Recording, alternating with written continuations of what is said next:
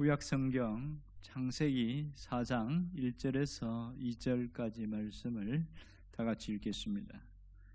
아담이 그의 아내 하와와 동침하매 하와가 임신하여 가인을 낳고 이르되 내가 여호와로 말미암아 득남하였다 하니라. 그가 또 가인의 아우 아벨을 낳았는데 아벨은 양치는 자였고 가인은 농사하는 자였더라. 아멘. 오늘 말씀에 따르면 아담이 하나님의 존전에서 범죄하고 쫓겨난 이후에 두 명의 아들을 낳습니다. 하나는 가인이고 하나는 아벨입니다.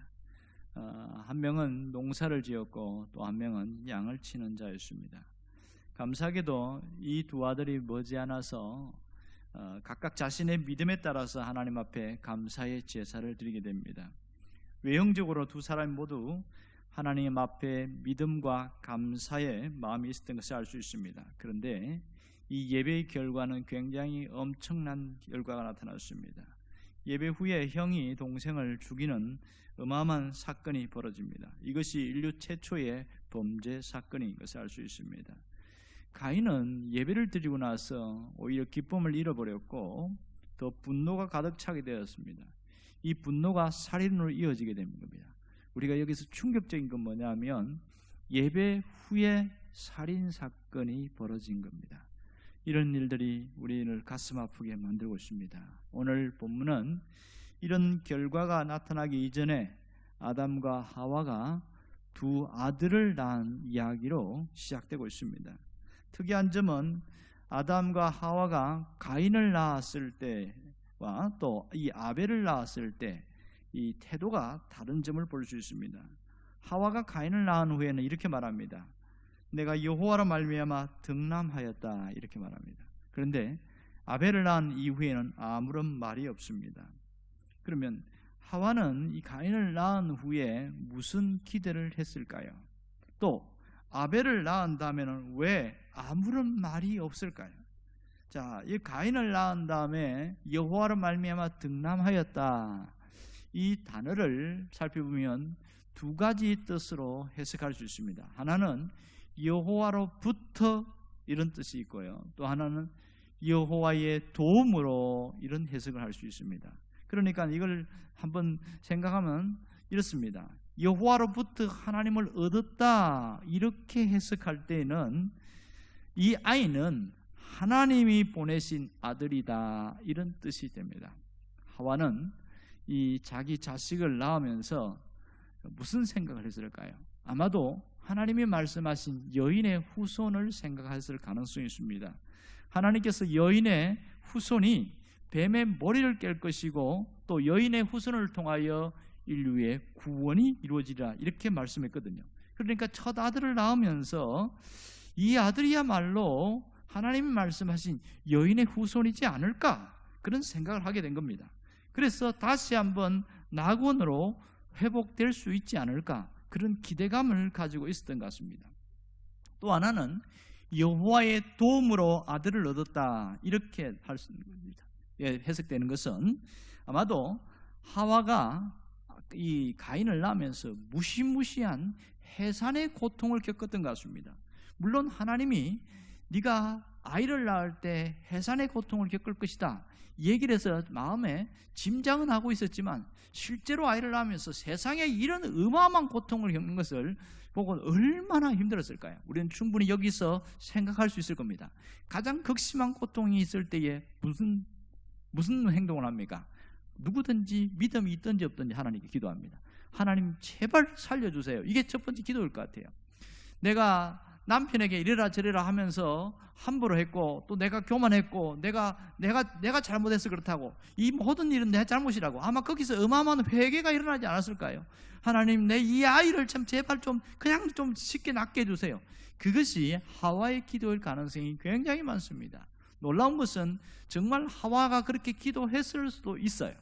그런데 아들을 낳았어요. 그래서 이게 내가 여호와의 도움으로 아들을 얻었다 할 때는 이런 뜻이 되겠습니다.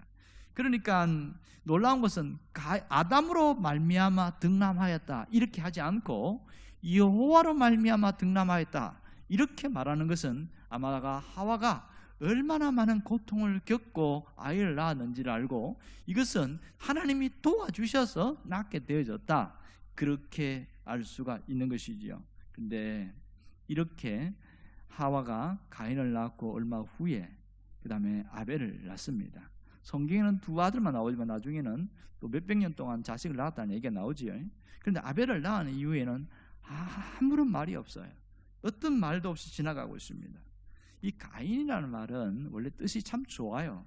획득하다, 얻다, 세우다, 이런 뜻인데, 그러니까 이 가인이 태어난 이후에 아담과 하와에게는 굉장한 기쁨이었다, 이것을 우리가 충분히 짐작할 수 있지요. 근데 아벨은 뜻이 뭔지 아세요? 허무하다, 공허하다, 이런 뜻이 있어요.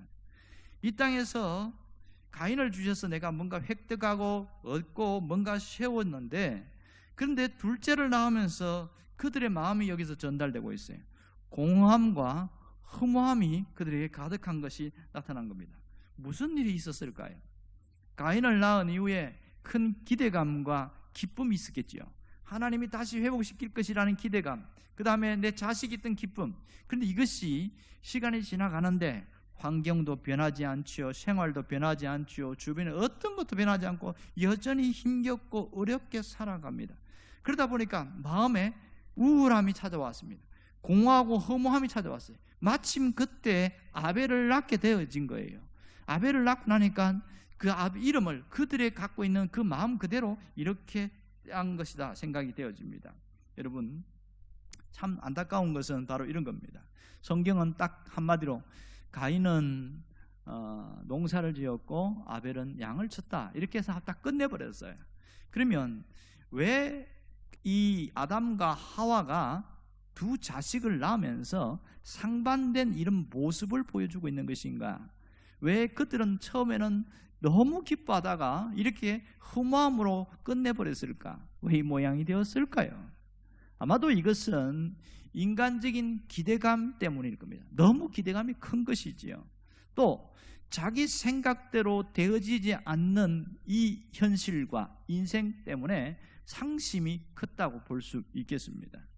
이 가인과 아벨을 낳은 이후에 이 부모들의 심리 상태와 그들의 삶의 모습을 우리가 충분히 추적할 수가 있습니다.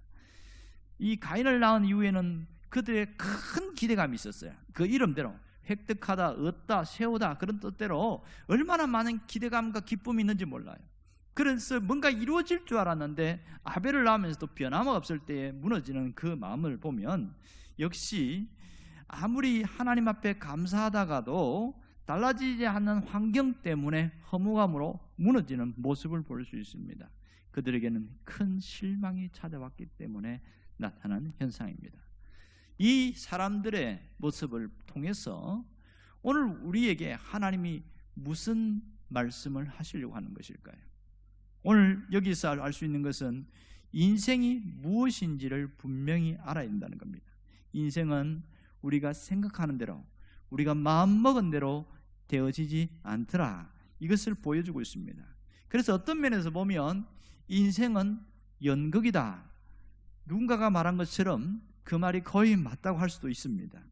희극과 비극이 교차되는 연극이 인생이다, 이렇게 표현되어지는 것이죠.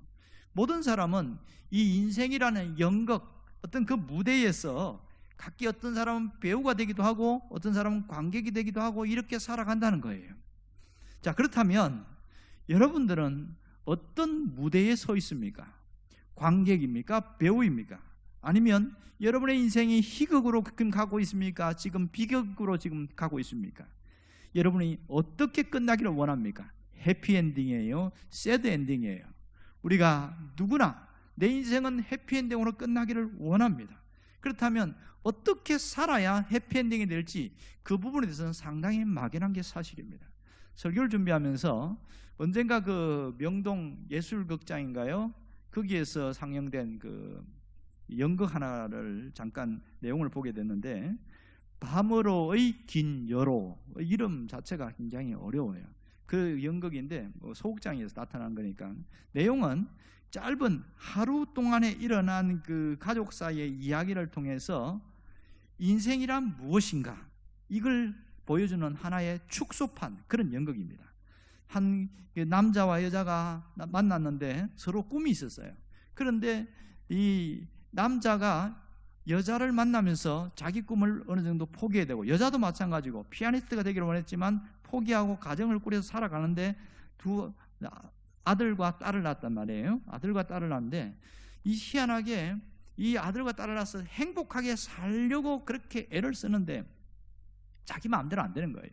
남자는 굉장히 똑똑하고 상당히 연극에 재능이 있어서 어떤 연극을 하는데 하다 보니까 편한 게 좋다고 그 한 배역만 맡아서 수년 동안 울고 먹다 보니까 자신의 재능을 발현하지 못하고 그냥 사그러들어서 노년에 그냥 아주 이름도 없이 이렇게 초라돼 버리고, 부인은 피아니스트가 되기를 원했지만 자식들 키우다가 아무런 일도 하지 못하고 그 번뇌와 고민과 우울함을 견디지 못하여서 마약에 손을 댔어요. 그러다가 약간 미쳐버린 그런 모습이었고, 이 자식들도 아들은 굉장히 감수성이 있어서 엄마를 닮아서 시인이 되기를 원했고 그렇게 살아가고, 또 딸은 딸대로. 그런데 이 둘 사이도 굉장한 갈등과 고민이 있는 거예요. 또 부자 간의 갈등, 뭐 이런 복잡한 이 불행과 행복이 막 얽혀져 있는 그런 모습들이 이 연극의 내용이거든요. 그 결국은 짧은 시간 안에 이루어진 그걸 통해서 인생이 무엇인가 이걸 보여주는 그런 한 대목이라고 할 수 있습니다. 그런데 놀라운 것은 비극의 씨앗이 대신된 이 가족이지만 이 가족이 역시 또 희망의 보루다, 이렇게 말을 하는 거예요. 그러면서 왜 희망의 보루냐? 딱 한마디입니다. 이 가족 간에는 미워하는 마음보다 사랑하는 마음이 더 크기 때문이다. 이렇게 하면서 아주 한 방 때리고 그냥 끝납니다. 어떤 분은 그 인생이라는 것 자체에 대해서 상당한 고민을 하는 분이 있어요. 그래서 이렇게 말합니다.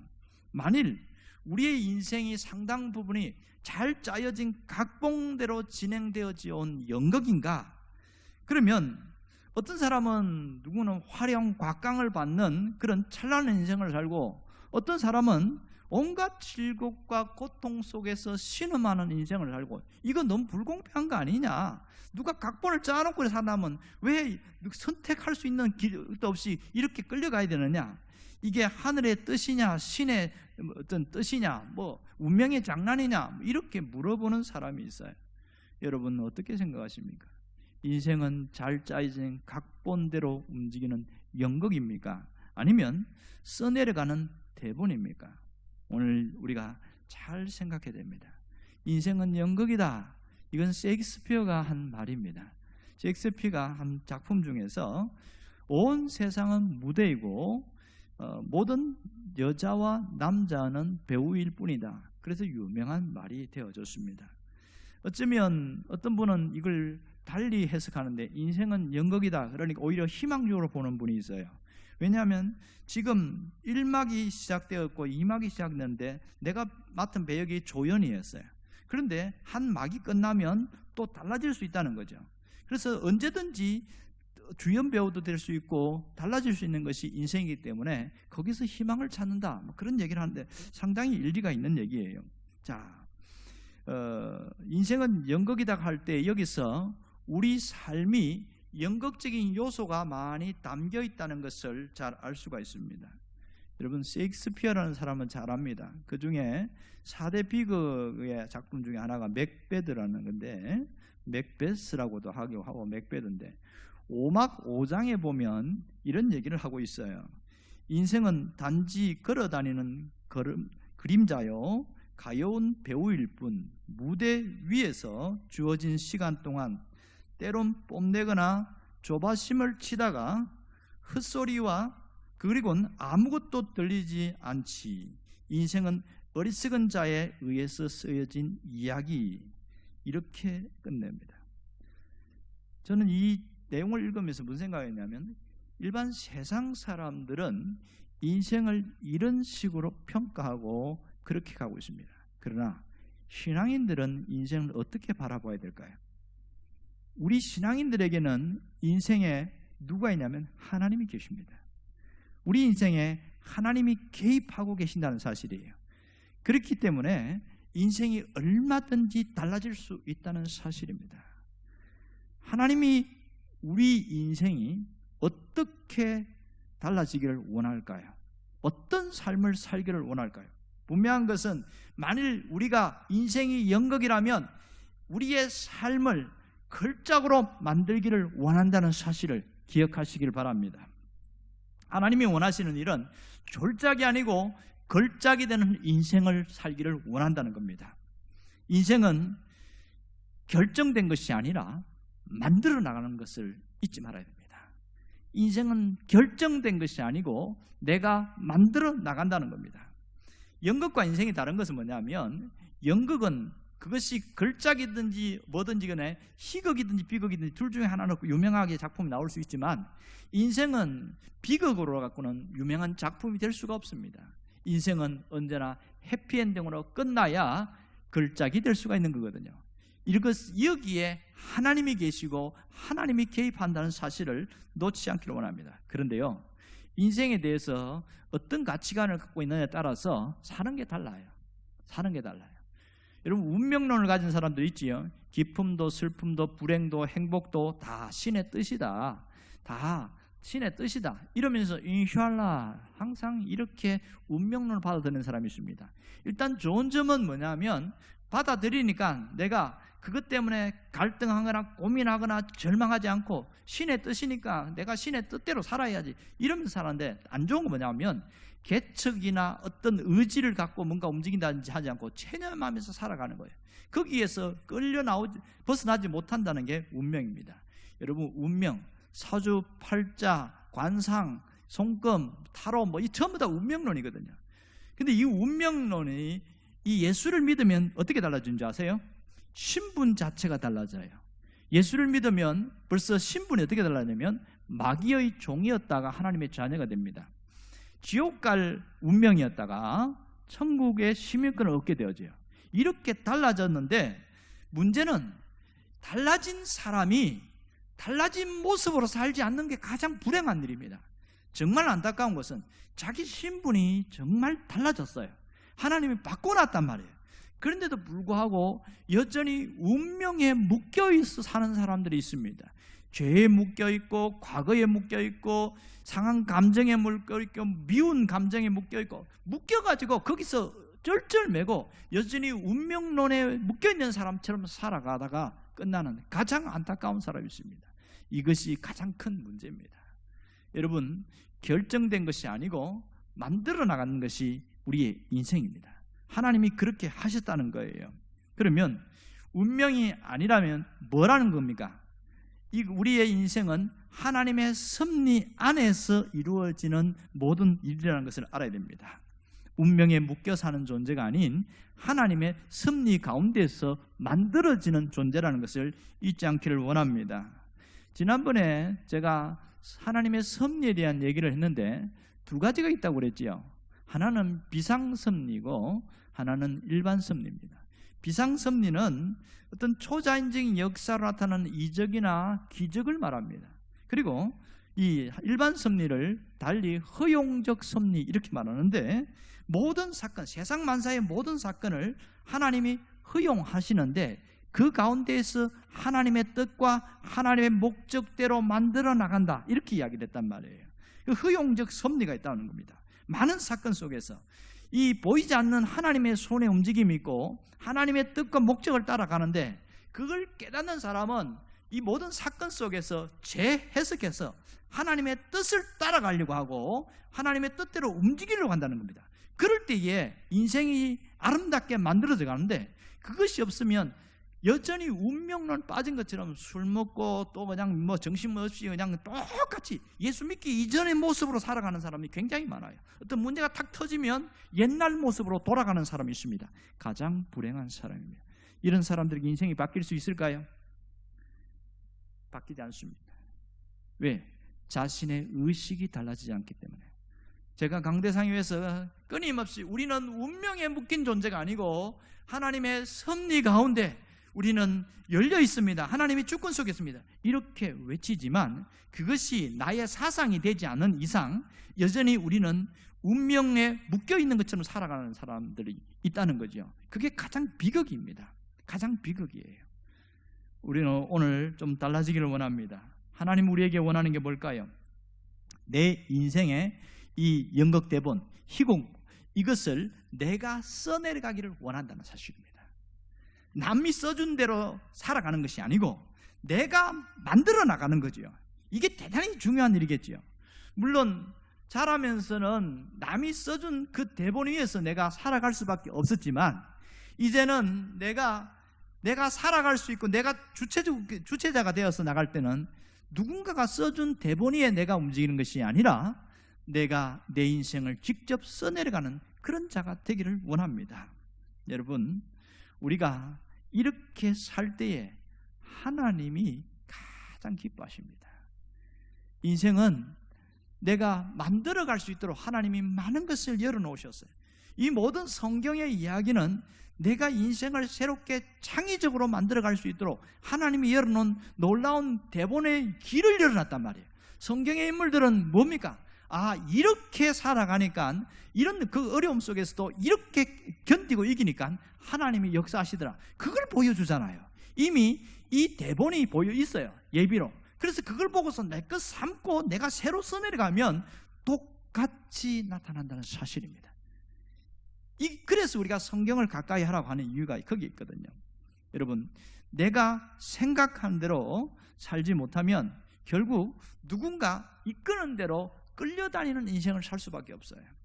어떤 사람은 돈에 끌려갖고 살아가고, 어떤 사람은 사람에 끌려서 살아가고, 어떤 사람은 과거의 그 사건 거기에 묶여가지고 거기에 끌려가 살아가고, 현재를 살아가면서 여전히 생각과 마음은 과거에 가 있고 그 아픔 상처에 가 있고, 창의적으로 뭔가 해내지 못하니까 미래가 열지 않는 거예요. 정말 안타까운 것은 이겁니다. 여러분, 유명한 햄릿의 대사 아시지요? 죽느냐 사느냐 이것이 문제로다. 근데 그 다음 대사 뭔지 아세요? 이 더러운 운명의 화살을 그냥 참고 견딜 것인가? 그렇지 않으면 이 환난의 바다를 힘으로 막아 싸워 이기고 함께 넘어갈 것인가? 그것이 문제로다. 이렇게 써놨어요.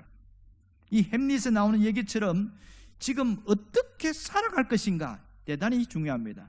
윤동주 씨가 쓴 그 서시의 한 부분은 이렇게 나옵니다. 나한테 주어진 길을 걸어가야 하겠다.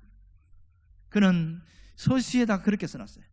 나한테 주어진 길을 걸어가야 되겠다. 오늘 밤에도 별이 바람에 스치운다. 우리가 어떻게 살아야 될까요? 오늘 결단할 것은 이겁니다.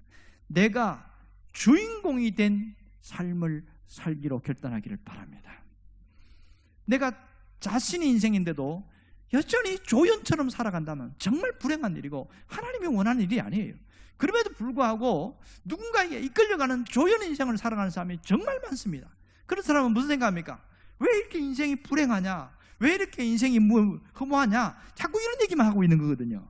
신앙 안에서는 이제는 종지부를 찍어야 됩니다. 조연 인생이 아니고 주연 인생을 살아가기로 결단하기를 원합니다. 주인공이 된 삶을 살기로 결단하기 바랍니다. 거기에는 하나님의 개입이 있고 하나님의 도우심이 있고 하나님의 역사심이 있습니다. 내가 마음 먹고 결단한 대로 주님이 움직이신다는 사실입니다. 아담과 하와처럼 처음에는 너무 기뻐하고 감사하다가 허무하다는 인생으로 끝나는 그런 모습이 아니라 모든 굴곡 가운데 그러나 그 속에도 하나님의 뜻이 있다. 묵묵히 견디고 이기면서 내가 주체가 된 그 주인공 인생으로 여러분이 승리할 수 있기를 주의 이름으로 축원합니다. 기도하겠습니다. 우리 가운데 역사하시는 하나님, 모든 것 위에 인도하심을 감사드립니다. 하나님, 우리의 인생이 연극과 같은데 조연 인생이 아닌 주연 인생이 되게 하여 주시옵소서. 하나님의 도우심, 하나님의 개입하심, 하나님의 역사심을 믿고 담대한 마음으로 모든 것을 헤쳐나가게 하여 주옵소서. 예수님의 이름으로 기도합니다.